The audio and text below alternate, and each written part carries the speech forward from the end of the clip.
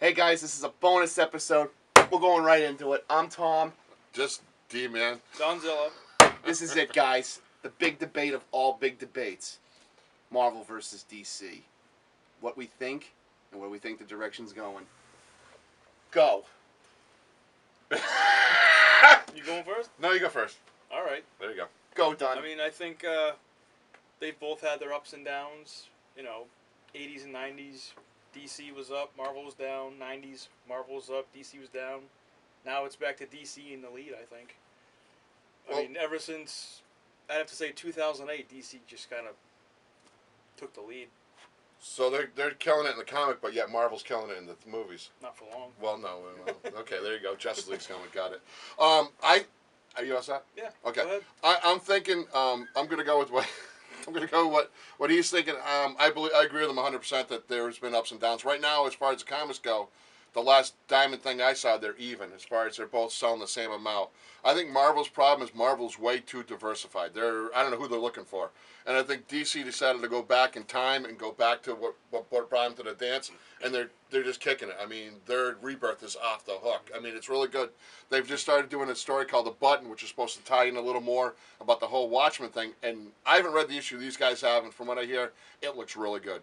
So I'm looking forward to reading it, and we will do a show about The Button once it finishes. We've all agreed on that, correct, guys? Mm-hmm. Correct. Okay, so anything you got to think? You know, to look at the rivalry between Marvel and DC, you almost got to go back to the 60s when the Silver Age started.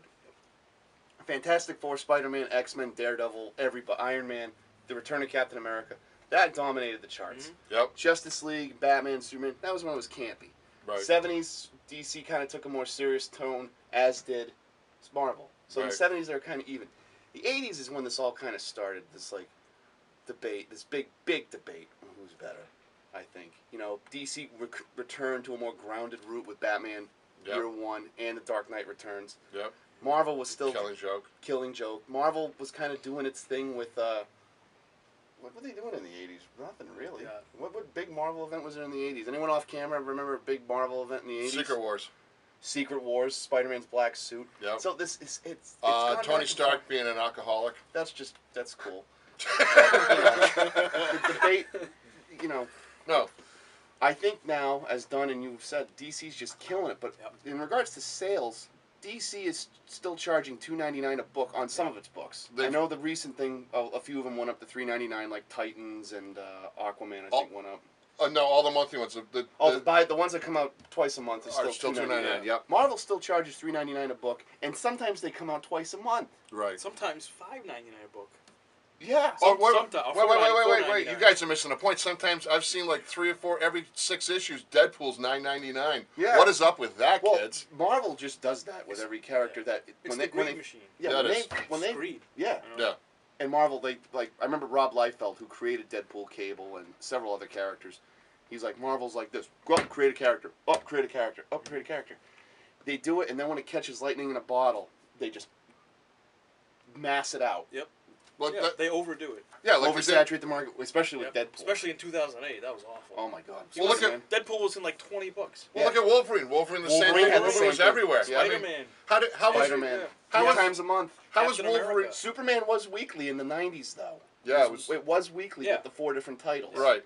So my question is, how is Wolverine in X-Men, whatever it is, Avengers? What's the name of the book? X-Men. I don't remember. X-Men, whatever it is. Whatever it was X-Men, X-Men, X-Force, Wolverine. He's on like 17. Wolverine Origins. Yeah, how could he be in all those comics? There's no way possible. Seriously, how could he be? And he's wearing different suits. I know, exactly. It's messed up. There was a Wolverine book that made fun of that. I think it was Wolverine 73. Really? Yeah. Yeah. The book sucked. Yeah, it did. Well, it feels good to actually say that once. I feel good about that. Yeah. Anyway, but getting back to it all, I think in the future, I think what Marvel needs to do to get back on track is they need to stop diversifying. Because me being an old-time reader, I don't really care about these new characters. I want my old characters I grew up with. Look, I want Marvel Team Up to come back, for God's sakes. I'm cool with diversity in comics. I really am. Change the characters, though. I'm fine with that. I'm fine with Miles Morales as the Ultimate Spider-Man. Stuff like that's fine as long as the story is good. Doing things like that just for the sake of doing them doesn't make sense to me. No, you're right. My biggest beef with Marvel right now, as I tell both you guys almost all the time, They're too politically correct now. Yeah. Everything has to do with politics. I don't want to read about politics in a comic book. I'm with you. Because I watch it enough on the news. Yeah, I'm with you. And, you know. You'd rather see him save the universe. Yeah. Yeah. I don't need to read about Spider-Man shaking Obama's hand. I don't need to read about that. No, I got you. I hear you. It's just that's their thing. They're sticking with it. Wasn't that what they did back in the day? Isn't that why people started to pick them over DC? Was that they were more dark and more into the politics because people were so bothered by the politics? Marvel was more dark than DC. I thought that was what was happening. I don't recall. I don't remember I don't recall Marvel. I don't recall. I do. No. I don't remember that. I mean, I thought they were always more political. They always tried to do more real world things, like Spider-Man shaking Obama's hand. What Bill Clinton showed up in numerous books. Well, what do you call it? That? Well, to get back on what she's Saturday Night, Saturday Night Live characters showed up in a Marvel team-up issue. Yeah, they did. It was called Spider-Man. I forget what issue. Spider-Man something in the '70s. I think it was called Spider-Man and the Not Ready for Primetime Players, where John Belushi and all were in a comic together. Yeah, but that's when the show was good. Yeah. True. Yeah. David Letterman showed up in an issue of the Avengers. I think that was during what do you call it? That book probably sucked then. Well, with assistant editors. But Obama appeared in a DC book. He appeared in Aquaman. Yep. Yeah, but not every book. No, but Marvel had him in like every book. Yeah, 2008 to like 2014, he was in every book. Yeah. Every storyline. You know. He was in Thunderbolts. Yep. He was in Spider-Man. Didn't he help Spider-Man save somebody once? No. Okay. Just let it out. Goes to show how much I read it.